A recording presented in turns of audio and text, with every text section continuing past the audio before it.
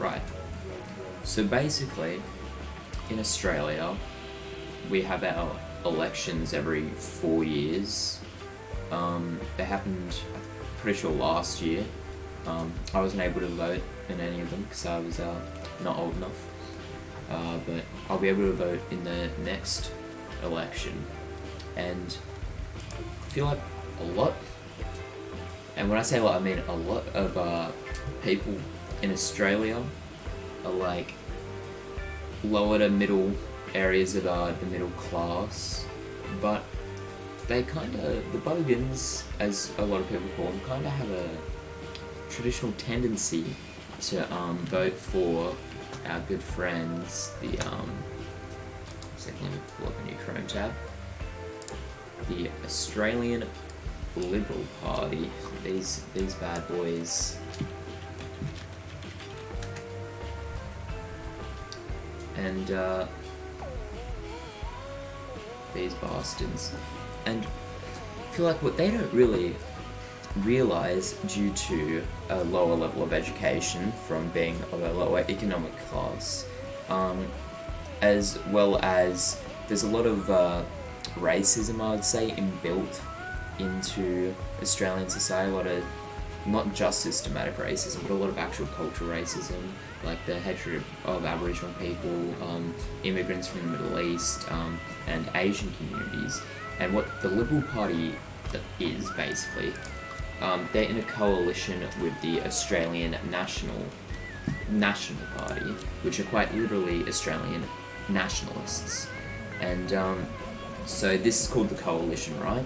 So you got the Liberal Party and the coalition, and all they do really is provide the richer companies with more money. They're ruining the earth with like a lot of oil drilling, coal mining, the likes. They just care about big business and the economy, and how they've convinced like the people of the lower classes to basically screw themselves over is by like harboring and festering this this racism that is built into a lot of these communities, and being like, oh, well, the Labor Party, which is the more left-wing party, still very centrist, they basically say the Labor Party wants to give Aboriginals all their money, wants to tax them a bunch of money, give a bunch of people Centrelink money, which is bad, even though a lot of the people voting for the Liberal Party and the Nationalists rely on Centrelink due to their low income. They're like, oh, I don't want my Centrelink money going to the Aboriginals and the Asians and the Iraqis. So they vote for the Nationalists and the Liberal Party, which in turn screws them over, because sure, some of the Centrelink money is no longer going to those types of people, but they're being taxed less, so they're getting less Centrelink money. They're having to pay for more things, like the privatisation of healthcare. Australia's got very good public healthcare, well, not very good, alright public healthcare, and what the Liberal Party and the Nationalists are slowly doing is selling off a lot of our public services to private industries. Our local hospital is completely public, but has completely privatised parking areas. So that's one way that they've sold it off. So basically, what I think needs to be done for the Labor Party to have a good majority in the next election, and what I would prefer, the Greens, the Australian Greens, which is a party that I personally feel like I adhere the most to get a few more seats. The Greens, Australia is technically not a two-party system, but everybody only votes for Labor or Liberal, and by Liberal I mean the coalition between the Liberal Party and the Nationalist Party. And so, essentially,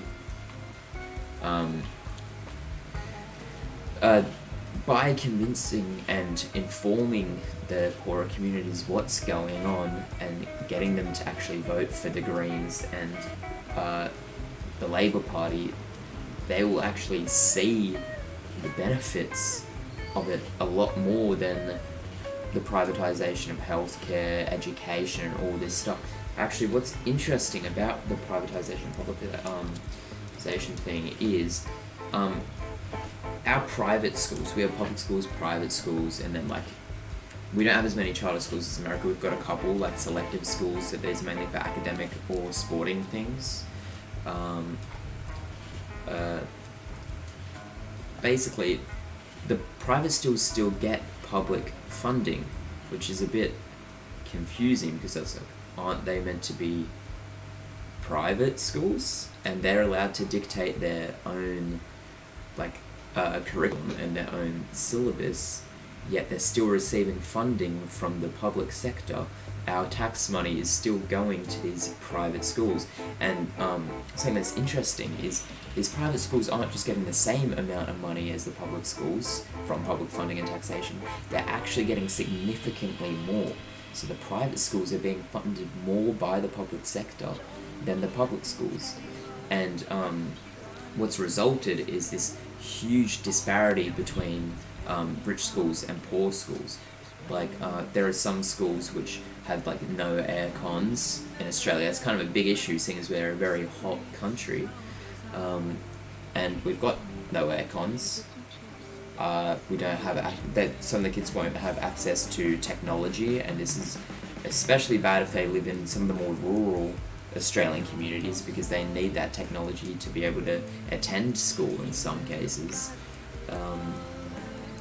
And so by them not receiving this funding, it's screwing over children that can't afford to go to private schools, and these rich private school kids are getting even more benefits than the public schools from the public sector, and it's just a big issue. As well as this, we've got state elections, which are separate to the federal elections. Our state premier is currently Gladys. I don't know.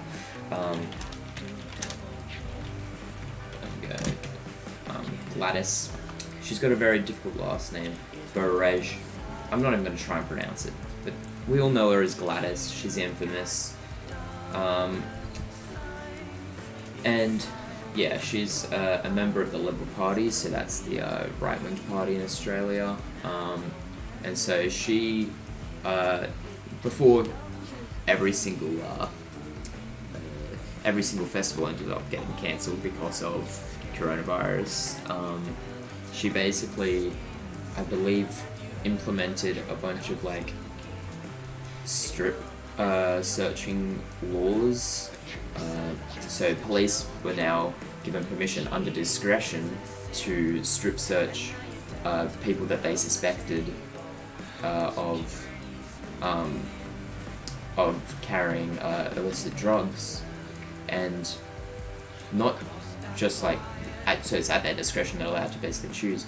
This also permitted the use of strip search on minors, and there's actually been a large case of the Australian police, or the New South Wales police, targeting young girls for strip searches, despite them using their own discretion, which they're permitted to by the laws implemented by Gladys, to essentially sexually target underage girls, which is a massive issue. As well as this, she's got a very tough stance on the legalization of marijuana, and that means while she is in premiership, the laws won't get passed. The only way for those laws to get passed is for the I actually don't know who it is.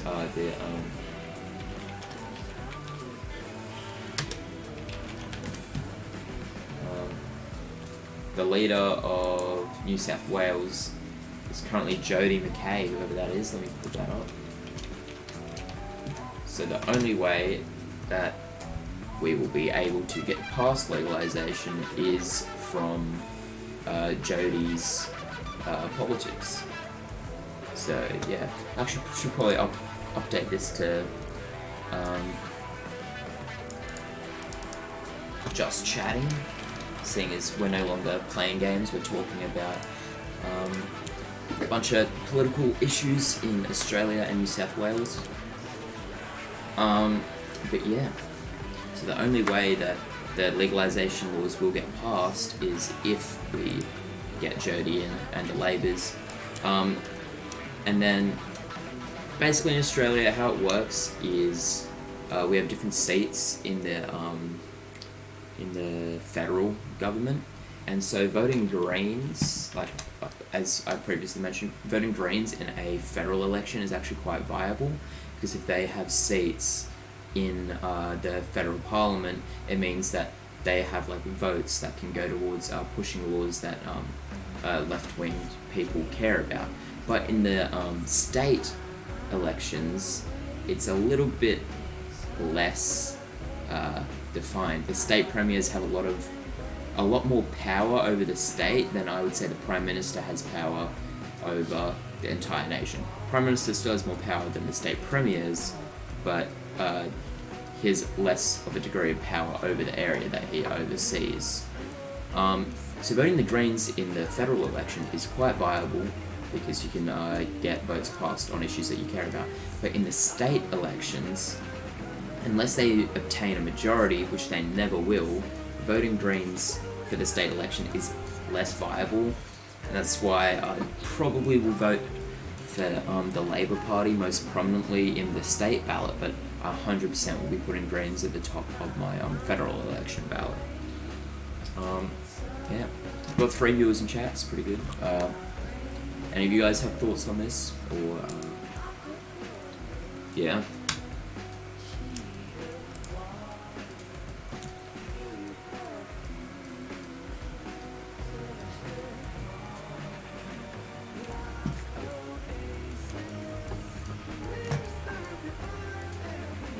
Let's see how our Force Awakens download is going. It's a bit slow because the stream right now.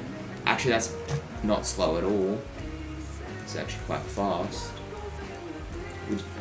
Okay, we'll be playing Force Awakens around half an hour.